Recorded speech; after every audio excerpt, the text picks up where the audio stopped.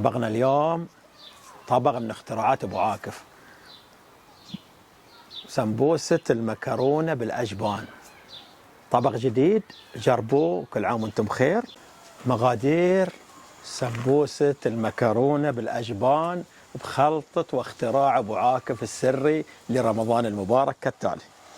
طبعا مكرونة، جبن علبة، جبن موزاريلا، ومعلقتين جبن سايل، جبن سايل أي نوع يعجبه، ملح طبعا وفلفل أسود، وطبعا عجينة سمبوسة من أي نوع تحبها، وزيت للقلي مع العدة. طبعا أول شيء نملح شوي، طبعا الأجبان كلها مالحة شوي، نحن نملح شوي، وبعدين نحط له فلفل أسود شوي كذا. بعد ذلك نحط فوقه معلقتين الجبن السايل، فنخلطهم مع بعض. ناخذ عجينة السمبوسة. الآن ناخذ معلقة من مكرونة بالأجبان.